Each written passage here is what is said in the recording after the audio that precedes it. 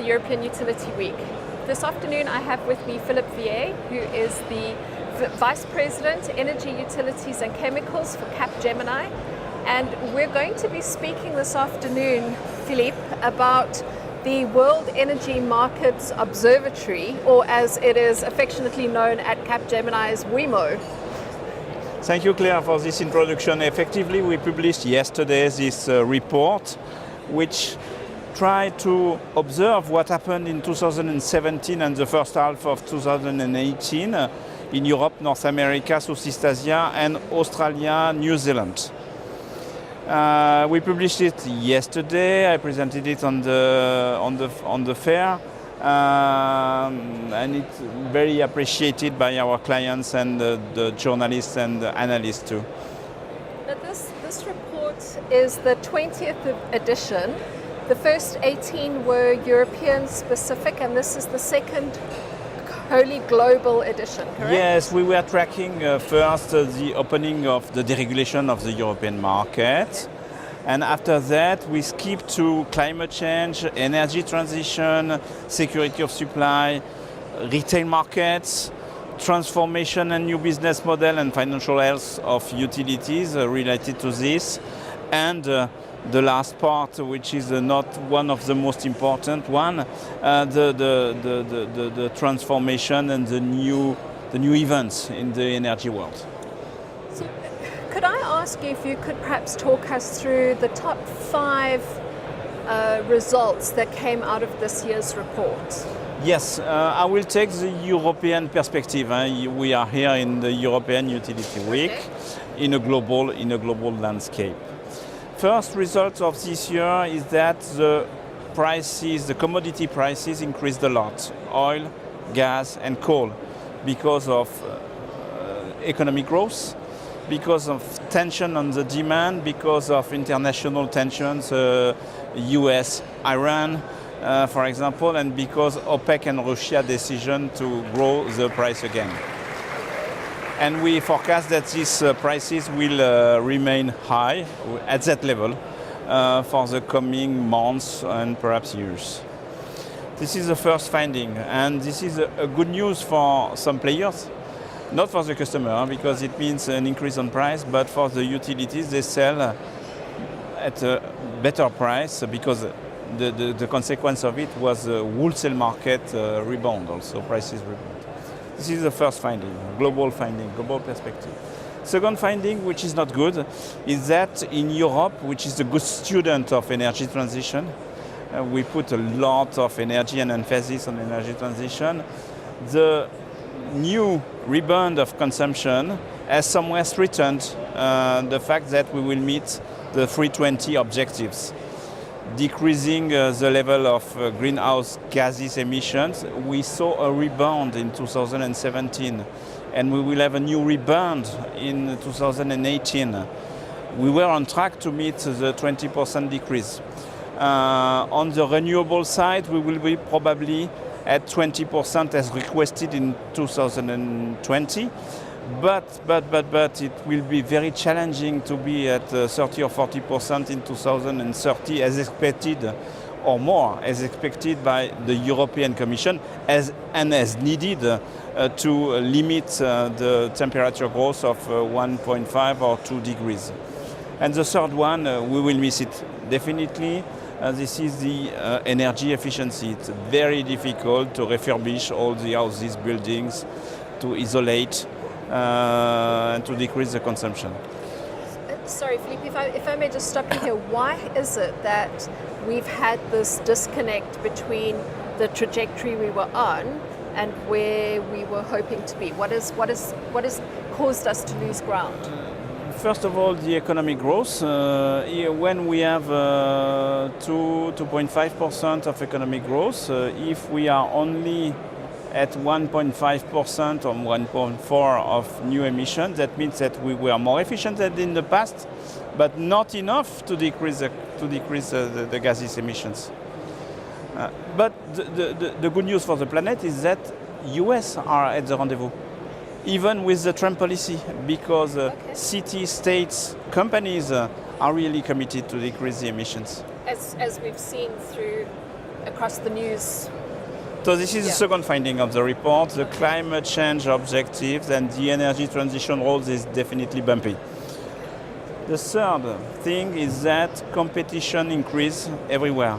In UK you have 73 retailers. In France 43. And big retailers are coming in the game.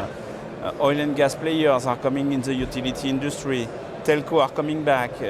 Equipment manufacturers are moving from energy to services and are addressing directly the final customer. And all try to differentiate in this competition, and for that they create new business models. On the back of the WIMO, we published with the IDC analyst a very interesting study on the competition itself, what are the threats in the eyes of the utilities leaders, and of course on the new business model. And they bet on EV infrastructure recharging, they bet on solar and storage at home, they bet on microgrids, they bet on energy and the service, as a service. And this is where they invest the most. All right.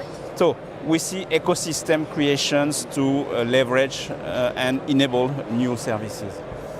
Third finding of this year, it's a better financial health of the big European utilities. The revenues increased again. The EBITDA stabilized, it decreased year on year since 5 years. The debt level is at a stabilization too, even if the investment needed in the coming years are huge and the utilities will have to make choices. And finally, the stock market performance were very good in 2017. Why they were very good? Because the stock markets observed that the utilities went through profound transformations. And they applaud this, even if some of them are requesting a faster pace of this transformation and a better leverage of digital transformation. At CapGemini, we are here to help them on this digital transformation journey. So this is a new positioning of the players also in Germany, notably, where you see that there were an important move on the utility landscape. So this is very encouraging, even if the competition is harder and harder every year. The last finding of this year report is the predominant position of China. China has grown, taking share on some European utilities, notably in grid and in south of Europe, also UK, also Luxembourg. First point. Second point, China is aggressively exporting solar panels, wind turbines, and also clean coal plants, because in their domestic market they have installed a lot and they are competitive to grow this kind of technology. Tomorrow morning they will try to sell to Europe and to the whole world batteries, electric vehicles infrastructures, and perhaps nuclear plants. And they have commissioned the two first EPR before Europe, before Olkiluoto in Finland, before Flamanville in France, before Hinkley Point. They are growing many new nuclear plants and they will be competitors if we don't care, if we don't accelerate in this deployment. And also the fact that China produces 95% of the rare earths and metals.